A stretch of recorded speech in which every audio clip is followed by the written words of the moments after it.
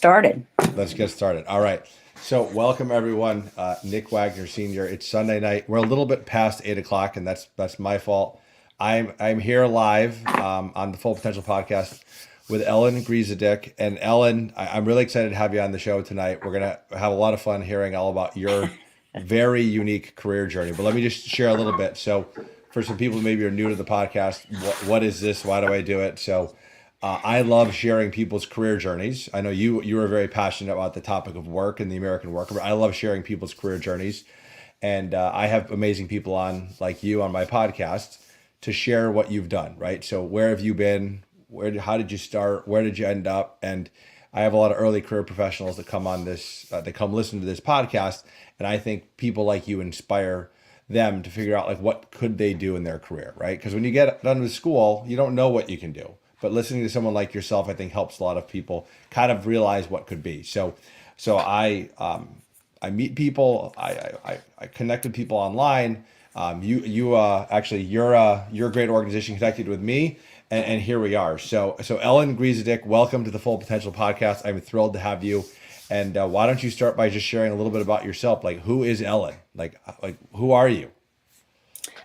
I ask myself that all the time, Nick. It's a question that's constantly changing. I am an artist, and 22 years ago, I decided that I wanted to create a mural that was a tribute to people who work in this country. And it was based on some frustrations with our kids growing up and not looking around and really seeing all the things that were done on their behalf. But I always jokingly call them clueless, but John and Judy are far from clueless. They weren't then and they aren't now.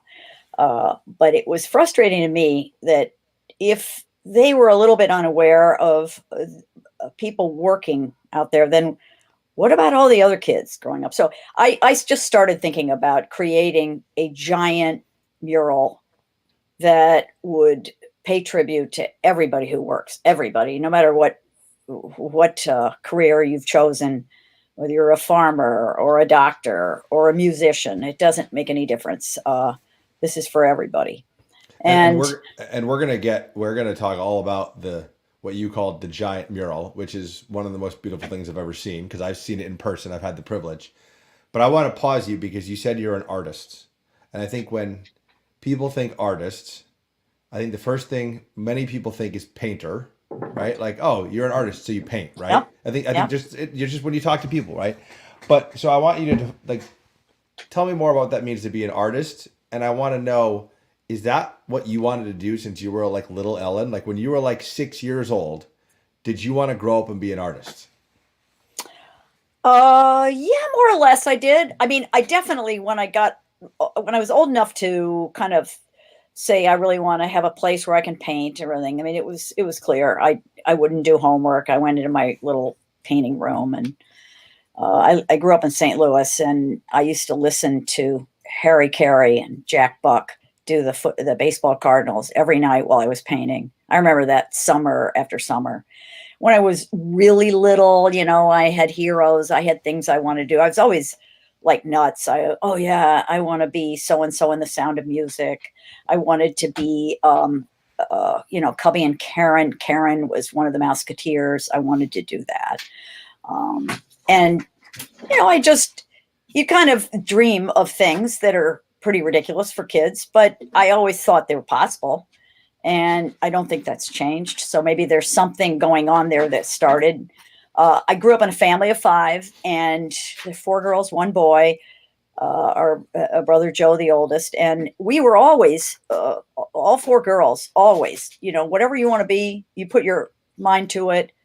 Try to find something you're doing that you really love and you're not hurting anyone in the process. And you found the key. And I've kept Dad's words forever on that because, you think about it, you think of, that's not such an easy thing to do, to really find something you love to do and you're hurting no one, whether it's the environment or whatever. But that becomes sort of kind of a thing that keeps going through my head, and certainly something I pass on to anyone who will listen. So at what age did you start painting? Oh boy. As I think I was just always drawing, painting, not doing homework in the conventional sense. And it was just always there from the time I was really little. I can't remember when, but Yeah. I always knew when it came time on Fridays to do art, I was always better than everybody else. And I liked that. Kids always like to be good at something. And I was better at that. And I wasn't really better at math or science so obviously I gravitated towards it in that way. So at what point, you mentioned you didn't do homework, you were constantly doing artwork. What did you decide after high school? So what was your path? Well, by the time I was in high school, I was definitely painting. Definitely. I mean, I was running programs in high school and doing a lot of things creatively. And I was passionate about sports. So our family went to every Blues hockey game, every Cardinal football game, baseball, you name it. I was really, now I was starting to go, what I really want to do when I get through with school is be a sports photographer, because that meant, boy, you're going to have the front row seat for every great sporting event. And that really, I carried that right through college in terms of what I felt I was going to do. And, here's one of the things that happens as you're growing up, you're moving here, you're moving there, you're going, I like this better than that. And you're making little minor adjustments all the time that get you closer to where you really should be. And I don't think I was really where I should be until I was 50 years old. So, I'm always telling kids, don't panic about what you have to do right away. You got to really try things out. Yeah, I think that's fantastic advice. So, and I love you sound like you've got a passion for sports since a young age as well. What did you end up going to school for? So you mentioned college, like you went to college. What did you go to school for, and why? I graduated with a BFA from University of Colorado, and I started at a small girls' school in the Northeast and hated it. And then I transferred to CU and loved it. I just wanted to be right in, Archie and Veronica, the comic books, just be a number, lots of kids all around, everybody, that was just ideal to me, have all kinds of possibilities open for you. What's going to happen today? If you're in a small girls' school, boy, what's going to happen. The same thing that happened yesterday. Oh my God. Yeah, boring. And good education, a lot of people, that's really where they should be. I just was really wanting to move out and see stuff and learn stuff and be part of things. And so CU really fit the bill for me. As I said, there's all kinds of things you think about now. I think maybe I should have gone to trade school, because all these pressures that you had in my day growing up about you have to go to college, and so you sort of did what everybody said you'd do. But we're finding out more and more that maybe college isn't the great thing for a lot of people. And no one's ever asked me for my degree as far as where I'm going or what I'm doing. I'm glad I went to college. My experiences while in those 4 years was tremendous for me, and a great growing life experiences as well as education. So I would not change it. I just think, it's interesting that people in my day didn't think too much about it. It was just what you were supposed to do. No, I think that's 100% agree. How did college transform you as an artist? I want to hear, because obviously, well, you just mentioned that you thought you were going to do photography. I was doing it. I was the official photographer for the Colorado Buffs, the football team.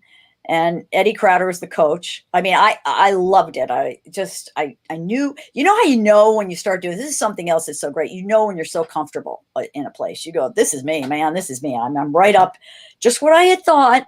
I'm right on the sidelines. I can hear every single, a guy talking about what their plan is next when they get the ball back. And, things like that I just wanted to be right in there, right in the huddle, as close as I could get. And, you know, I took that into the first years out of college. I worked for a company called Peterson Publishing, and they still do about 15 different magazines, everything from motor racing to, oh God, they had guns and ammo, they had flying, they had, you know, they had 15 different magazines. But my passion at that time was anything that got me into live sports. And I really got, for that little bit of time, that was well trained by the photo department there, and I could, you know, shoot all racing. I did a lot of auto racing, and then I spread out to other sports, and it was a lot of fun. But, you know, at some point you know, again, here's something you just decide. You're working for this company, and you just realize you don't like working for someone else. I mean, that's not everybody at all. My sister Judy is a Pulitzer Prize winning photographer, and she has worked for newspapers all her life, and she loves that camaraderie, that great spirit you get when you're working together. She is awesome. For me, we share this photo thing, but I wanted to be out there. I wanted to be right on the field. I wanted to make my own decisions about what I was shooting, and it's just a little bit of a different comfort zone, even though we share so many things. Judy's an incredible photojournalist. So tell us about this pivot, because you're working for a company doing photography, what you loved, and then you decided not to work for them anymore. What did you do next? They moved me to corporate merchandising, and that was fun, because what you did was you designed ideas for different advertisers, which sounds boring, but it would be like you'd think of a whole campaign for Gillette, which involved getting them into those magazines. So it was really fun going and talking to the people at Gillette and saying, how do you want to be involved in racing, and so that was creative. I loved it. But I saw myself slowly wanting to cover things I couldn't because I was working. So I finally thought, because, you know, you're paying rent, you're doing things, you can't just sort of go, well, I'm just going to do the superstars anyway, or I'm going to, you know, follow Mohammed Ali because I really want to see him fight live. Well, you can't do that if you're working for a company. So I pretty much got myself fired, and no one fired me. It just was time to move on and try freelancing. And that was a big take a deep breath, you know, because yikes, I hope I can pay the rent. And I knew it the minute I was, you know, starting to go out and ask if, you know, I could do this job. Or I started with a great guy who I'd befriended at NFL Properties, who ran that for the time, David Boss, God love him, bless him. And he gave me a couple assignments right off the bat to cover NFL games. And, you know, you made other connections. I had a couple of connections with Mark McCormick's group, and they represented a lot of athletes. And I did Bjorn Borg's logo. I started doing a lot of design work. And so I got into that. And that was just, I was in the full adventure mode at that point, because one minute I'd be sitting next to Borg at a Borg McEnroe match in Wimbledon. And, you know, the next minute I'd be following Jack Nicklaus around the golf course. I think what happened for me in that time was, you know, when you're young, and I'm still a painter in the sense that that's what I really want to do. I really always came home to my apartment and painted and everything. But you're young and you go, I don't have fully formed ideas about what I should be doing as an artist, as a painter. And so I need to look around. I need to see, how do these great guys focus? How do they, you know, if you look at Jack Nicklaus and you follow him around, and he's, you know, about to win the Masters, you're watching somebody with such focus, and with all the people on the sidelines, or take Borg, you know, I mean, the yelling and the screaming, and McEnroe having a fit over here, or take McEnroe and having to deal with Borg. But wherever you were seeing these great guys, you were seeing this tremendous focus. And that is something that anybody who does anything well needs to know how to do well. that other things don't get in your way. I think that's a great point, and I want to pause you for 1 second, because when you were shooting all this, there's no digital cameras when you were doing this. Like, I want to make sure everyone remembers this, right? No. Because most of my listeners, like, is our early career, and they're used to these things, right? Oh, like, man, their phones. You were using film. So am I now, but yeah, I think there's nothing worse than an adult telling a young person, oh, you don't know how hard it was. Oh, you couldn't do anything with your computer. If you got it underexposed, you were shot. Not to mention, if you got it overexposed, you had nothing. There wasn't a lot of things that we do so easily today were not possible when you're shooting film. It also made it exciting, and I'm not a studio photographer. So I remember I did a studio shoot with Billie Jean King for SI, for Sports Illustrated. And I was so excited because I thought, oh my God, she's just won Wimbledon, and she was so much fun to be with, and is so much fun to be with. And we put Elton John on, and she was rocking, and it was great. And I had this great guy who was really overseeing everything, the lighting and everything. And so we got through it, and it was drop dead amazing stuff, for a studio shot. It's not my forte. I'm better off being out on the sidelines or, in the action. That's really where I belong. Because you don't have to follow so many technical rules. I'm not a really good, look how hard it was for me to get on this podcast, but I feel that I'm much better off if I'm operating on my own and making decisions and creating things from what's around me and everything, and not so dependent on a lot of technical things that could foul up my chances of getting the dream part of it to happen. See, these are all just things that you just learn because you shoot tennis matches, you shoot hockey, you shoot all these things, and you start to say, well, I do better at this than that. And, if I'm doing a race, I'll get a guy who's what I call a long lens guy to shoot the cars way up on the hill. I can do it, but I'd rather be in the pits because I want to hear what they're saying. I want to hear what's going on. Well, and I think the interesting, Ellen, was you were learning from them. You were learning from these people, and that was a big part of why you wanted to be near them. Oh, yeah. And, this is, again, all these things you think back on and you go, yeah, first of all, I'm a people person. I want to pay. The mural's all about the people I love, not the structure or it's the people and what they do and how you can take. I don't care whether I'm painting Edwin Raymond, the policeman in New York, Melissa the firefighter, or Scott, doing the fields out on the tractor. You have to understand these guys. You have to be part of it.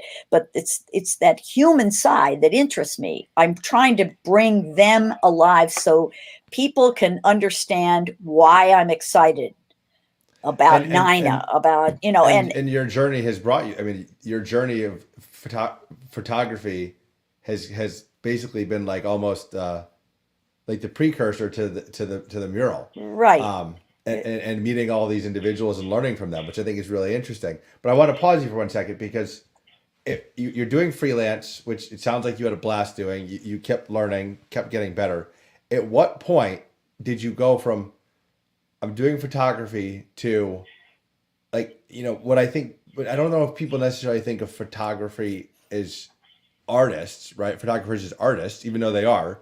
But how did you go from that to building the largest mural in the world that's 5 stories tall? Right? I think that's where I think a lot of my guests, I shared I shared your website with the pictures of it, and I shared how big it is. And I've seen it, and it's hard to explain on this podcast for people how awe-inspiring it is when you walk in and see this thing. But how did you go from a photographer to building a mural, right?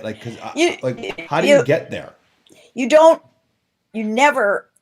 do what you see when you walk in and see AMP, you see the mural, is not something I went, an aha moment. And I went, I've got to create this thing. It's 5 stories high and it's in 3 dimensions and all these different materials. And by the way, I think I'll include kids all over the country in helping me make it. You don't, Right.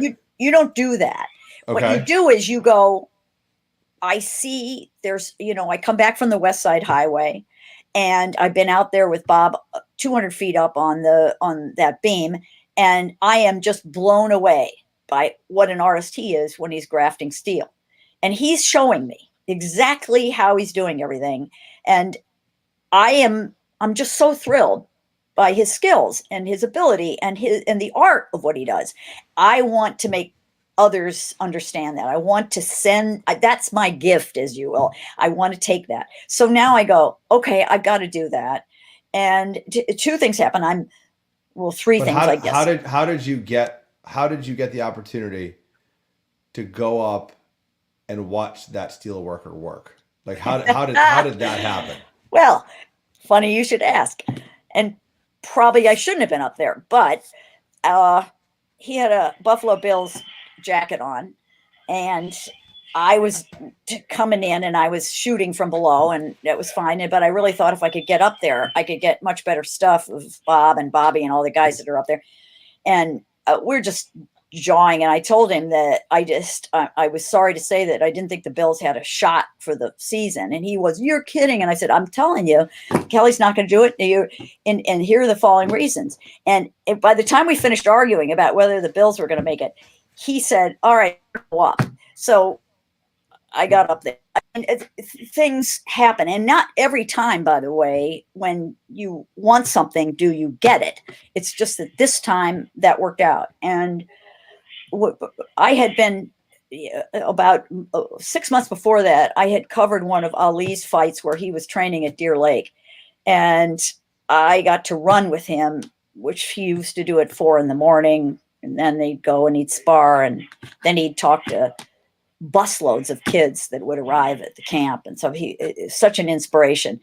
But at one point, after the run, he was about to go in and spar. I remember exactly, we were standing by a wood pile in the back of the cabin where he sparred. And he said, so what are you going to do with all of this? And he meant the photography, the art. And I said, I know exactly the painting I want to do of you. And he said, that's great, but what are you going to do with it? How are you going to make something bigger for other people? Because that's the way he thought. He didn't think about fighting first. He thought about how his being the greatest of all times was allowing him to be a spokesman for all of these people, all these kids who needed to see a hero and needed to know that they could be that as well. And that's really what he spent his life doing. The training was also he could stay at that incredible place so he could keep being that great presence for all these kids, all these African-American kids all over, and for all of us. But anyway, what he did for me was I went, okay, if you're going to make something happen, you can't just stagnate here. You got to move. You got to go. So I started spending a lot more time painting. The kids were growing up, and I thought, that's good. Just start making a little nudge at what you really, really love and where you really think you can contribute. And so I kind of put the cameras down, except for when I'd go to a site, and obviously you can't set up an easel. So you're going to shoot everything you can and then take that back and try to create the feeling of where you've been. And so it just took a little bit of a turn there. So you started taking pictures of people working and then turned those into paintings. Yeah. And there's so many people who influence you in your life. And my husband, Sam, who's a racing driver, and I have been extremely lucky to know an awful lot of wonderful people who have certainly influenced me along the way. And they're not all megastars. Some of them, right up to yesterday when or last week when a kid at the mill said something and I went, boy, package that one. So you're constantly learning from people around you. And I think that's an important thing for all of us to think about. you know. I absolutely agree, but I did not know the part about Muhammad Ali inspiring part of what you have built with the mural. I did not know that. So that is Right. that is a beautiful story. So tell our audience, like, what is the American Mural Project? This culmination of the past, I don't know how many years of your work. Like, if you had to describe it to my audience, how would you describe the American Mural Project?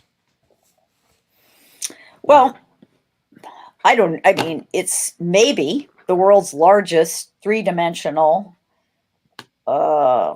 tribute to working people in this country. I mean, there's other huge things that are going on, but this particular thing, and I think the thing that might allow it to have its own category is the fact that so many kids have worked with me on it. It's not just, I mean, I've created the study. It only took like 2 years to do that. And then what followed was the idea that if I was so interested in kids finding this interesting and being alert to work going on around them, they should get involved. They should be part of this. And so we started, and I went in, we did a project in Connecticut, Massachusetts, and New York. And in the end, I think it was 8 schools, 250 kids. And we finished in Harlem. And we brought a group of kids from Hotchkiss School, a prep school, down to Harlem to work with the Tyre Barika kids. And it was just unbelievable to see those kids work together. You know, Puerto Rican kids, prep school kids, joining hands and working in clay and creating this giant foundry guy, which is phenomenal. So, you know, once that happened, I went, okay, this is totally it. This is what has to happen here. I've got to go to all 50 states, and I've got to do something in every state with kids that will also go into this mural. Again, crazy. And I think we've done 17, 18 states. Plus, we're involved with Habitat for Humanity on a huge project that is all nationwide. And we've worked with Ben Quilt Women down in Georgia. I mean, there's a million different stories about where we've been, what we've done with fascinating and amazing people along the way. And what I love how it's dedicated to the American worker and all just these great professions that you have. You mentioned a few of them, right? Like the police officer and the firefighter and the steel worker and the farmer that are part of the mural. But give since now everyone's gonna be able to see this in person, Ellen, like, give some stats and help people visualize like how big this is and what kind of a structure it's located in. Because I think when you drive up to the building, you're like, all right, this looks like an old mill, right? You don't realize what's inside. Yeah, for obviously this did not happen overnight, and a lot of, what I owe a lot to almost everybody is what it really comes down to, because it doesn't matter whether it's Governor Malloy or it's this little kid who gave me $6 or Newman's Own, who's been with us from the beginning because of my having done the labels for Newman's Own and then having had a long friendship with Paul. But through time, you do convince people of possibilities that they might not think exists. And by the way, what a great lesson for kids, don't let anybody rain on your parade. If you've got a great idea, you may fail, but it's you that has to make that decision, not someone else. Don't let someone else tell you it sounds like a stupid idea or whatever, because it's just so many great things are killed because of other people's not having the confidence to get on board. And as it turns out so far, and I knock on wood, we're in the building, and that was thanks to a huge grant from the state of Connecticut and Governor Malloy and Catherine Smith. And that has taken us, because we had to match it. We had to match it and go beyond it. We called on everybody, and everybody came in to help with this. And, it's kind of funny that now here we are this far along. You do have to walk in and see it, because the main thing I wanted to do in honoring working people was to make them big, make them huge. So you accomplished that. they overwhelm you with their presence in there, and you are dwarfed. And so you say, hey, I think these guys are important. And if you're a little kid, you really go, oh my gosh, I want to be her, or I want to do that. And I think that's a start. That's as good a start, because what you're trying to say to these kids is, so look at all the possibilities. What is yours? And if you can get them interested in anything, then they think about other things. One of my great heroes, Bill Strickland, said that to me one day when I was talking, and he has done the impossible in Pittsburgh with, and now all over the world as far as that goes. Bill is a giant hero. But I asked him one day, do you ever get frustrated? And he said, all the time. And I said, what do you do? And he said, I make a louder noise. And he said, you have a chance to make a loud noise for all of us. And I think that's what we're going to do. We're going to make a loud noise about the value of work in this country and how important it is to work together. And you can only do the best things if you work together, because there's only so much I can do by myself. And I would be the best testimony to that. Without all of these thousands of people who've helped me, we'd have a bunch of aluminum on the floor in the mill. I mean, it is all thanks to. And I think, Ellen, it's funny because you go there every day, right? So you're used to seeing it. But when I went out to see it with my family this past summer, I was in complete shock. And I'll just give people like a sense. It's in an old mill. We're in Connecticut in the Northeast. There's a lot of old mills, and a lot of them have been repurposed, like you said. You got a grant from the state of Connecticut to help with that. And you walk in and you see, I mean, you can't even see it all at once. It's 5 stories high.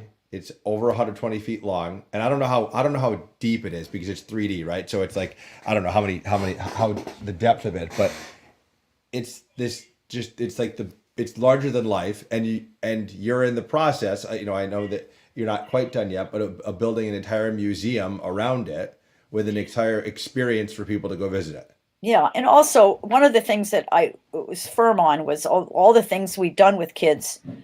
We've got 850 kids who worked in Washington alone on pieces. They learned to silk screen, and they did all these, and it took 2 years in Washington with 8 schools to get it done.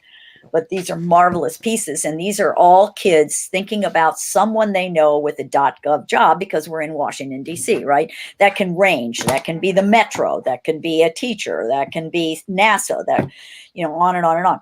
But these kids, most of them, all their parents have .gov jobs. I mean, they made the most beautiful pieces that need to go up. Now, what we're going to do is we've left space behind the actual mural where the midway ramp will take you up, and the ramp will go up behind the mural, and all that back behind there is going to be filled with the kids' work. So by the time you get up to the 3rd level, you will have walked through this forest of art, which is all contributed by kids who are paying tribute to someone in their work. Yeah, so, I love your focus on kids and not only their artwork, but like the summer programs you do and all the educational work that you're wrapping around the mural, right? Because you could have just made a mural, Ellen, and called it a day and installed it somewhere and be done with it. But you're really making it into more of an experience to try to change people's lives, which is, I think, the beauty of it. Well, I think that, Nick, that's so great of you to say. But, if you go back to Ali, he looked at me and said, so what are you going to do with it? He didn't say, oh, well, I bet you're a good artist or anything like that. He said, what are you doing with it? What is going to happen as a result of your, painting this painting or doing this thing? And it was such a startling question, because I don't think I'd ever heard anyone ask me that quite that way. And when you think about how this thing has come together, right down to the 6 guys that helped me install every piece of it, from steel plates to, they are part of the creation. The kids are part of the creation. What is the best is the high you get from working with other people, solving problems with other people, coming up with solutions that you couldn't do by yourself. And it's such a damn high. And I always, I was saying to Sherry, the gal's worked with us forever on this and has put up with Sam and me for years. said to her the other day, you know, it's just such a shame. It frustrates me more and more that people don't understand what a high it is to work together and feel the power of that, And, you know, certainly I wish we could carry a little of that to some of the guys who represent us in Washington, because it would really be great if they could understand the power of that. Well, I And think I'm not political. I'm not going there. No, I know I'm just you're not. I saying, know you're not. I'm talking about an overall feeling here of Well, I think getting things done together. You're embracing the diversity of experiences and the diversity of thought with all the people you've worked with, and ranging from little kids to skilled craftspeople, right? So I think that's the beauty of it. And you're very open-minded in the sense that you learn from everyone you talk to, which is why you've built this such beautiful creation. Share with my audience. You know, you started off. You mentioned as little Ellen, you wanted to be a painter. You wanted to be an artist, like you knew. You've now reached. I mean, I would say, right? Like this is the big, like, I don't know, like the pinnacle of what you've been doing as an artist. You've been literally doing this for years, right? Coming to this point where you're building a museum around the biggest mural, you know, in the country. How does that make you feel? You know, it's funny. Again, everybody's different, but I don't feel, and I'd be absolutely nuts if I did feel some really big umpty-ump thing as far as what I'm doing. I'm satisfied that dreams I've had, I mean, this is 22 years, dreams that I had over and over again are actually there. They're there. I stand back and I go, oh my God, you know, 116 pieces of 3/4 inch marble making up the Liberty Triangle, thanks to Noel Lidstone, our mason. I mean, it's up there. And thanks to the guys who cut it and the guys who made John and Don and who made the steel plates and got the thing up there. I mean, there's a million people who were part of that. And so I don't sit there and go, isn't it amazing what I've done? I am just thrilled is all. I am elated every time I go in there. And every time a kid goes in there and talks to me about what he sees or what she feels about something, I'm overjoyed. And because that's why you did it. Yeah. I mean, and you know, all those corny things about the journey is the thing and blah, blah, blah, blah. Well, I kind of laugh at so many parts of this journey that I can trade in, I'll tell you, from sanding pieces of the George Washington Bridge. But in the end, it's all part, you know, you work hard, but when other people are working hard beside you, it's just a tremendous thing. It's like, wow, what could we do? What else can we do? Let's look around. Let's think about this. How can we make this bigger? How can we make a louder noise? Because the more people that come on to work with you, the power is there to make a louder noise and make things right. You know. So when is the and I want to get to our final question that I ask every guest, but when is the museum going to be open to the public for like general viewing and like I think that you were looking at 2022 when we last spoke. How is that tracking? It's tracking very well, thanks to a tenacious Amy Wynn, who is our executive director, who has I'm amused and laughing all the time and supporting her at the same time because she has such a damn big job to keep the ball rolling and keep construction estimates and get permits and work with the bank. And oh my God, the stuff, you know, it's just unbelievable. But she loves AMP and she is pushing every button. We are on target. The elevator is ordered and coming in November, December. I can't even imagine what that will be like. John Jackier is working every minute to get these railings to us so we can go up on all 3 levels. My nephew Herbert and his construction crew donated the whole top floor and it's finished and it's gorgeous. Wow. I mean, gorgeous. This is a guy who just looked up there and went, I can do this, you know? And this is what I'm what's happening, and what we're looking at now is, how do we get the atrium and the visitor center? How do we get as many people in there, to really start to focus on helping kids across the state, across the Northeast.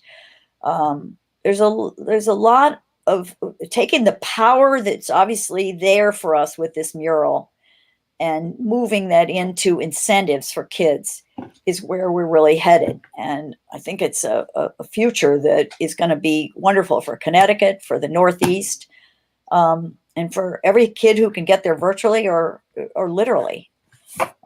It's damn exciting. A full experience is going to be fantastic. And Ellen, we'll link to the American Mural Project website in the show description so everyone can go check it out. I had linked to it in the promo, and people are able to go look at the mural, but we'll link to it again in the show description as well to make sure people can go see it for themselves. So I always close with my podcast with the same question for every guest, Ellen. And I'm really curious to hear what you have to say about this. My question is, what is the one piece of advice that you would share with people that's helped you reach your full potential? So that one thing that's helped you be successful in school as a photographer, and now as this world-renowned artist, what is that one piece of advice you'd give people? I'm not good at giving advice because I made a million mistakes myself, and you just have to be ready for that and keep going. And if you've got great passion for something, that won't slow you up. And I think I mentioned it earlier in this podcast, which is, if you've got a great idea, you go forward with it, and anything is possible.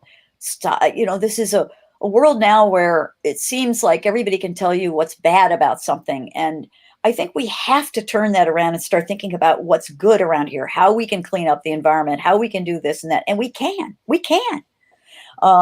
And but we all have to work together. And I think that if you are a young person growing up, you need to look around and go, I don't need to do this immediately. Let me try out some stuff. Let me sense where I'm comfortable and happy and doing something I love, and I'm hurting no one. And you will slowly gravitate towards your best thing. It'll happen. And there's no need to panic. I know I love kids' books. They're often the biggest influence for me. And the last page of Stuart Little, which, I found out recently that it was a big outrage that it ended this way, that Stuart is off to find his friend, the bird. And he stops to fuel up his little car. And the guy asks him where he's going. And he says he's not really sure. Mm-hmm. But he looks up and he sees that the sun is bright and it's a beautiful day. And somewhere out there, something good is going to happen. That's basically the feeling. And people were outraged with this. It was like, we never find out what happens with Stuart Little and the bird. Does he find Margot or whatever? And I'm like, are you kidding? The whole idea is, look around you. The day is bright. It's beautiful. Where are you going? Sometimes it takes a long time to find what you're looking for. That was so well said, Ellen. I absolutely love that. So thank you for making time and joining me on the Full Potential podcast.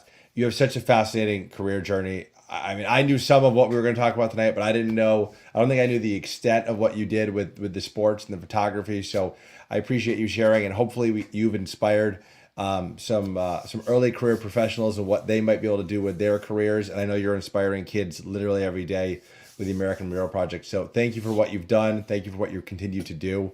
And thanks for being on the show. And thanks, Nick, for having me. I think this is just a marvelous thing that you're doing. We're so excited for you and what you're doing. And thank you so much. Thank you. All right, Ellen, be well. We'll talk soon. Okay. All right. Thank you. Uh-huh.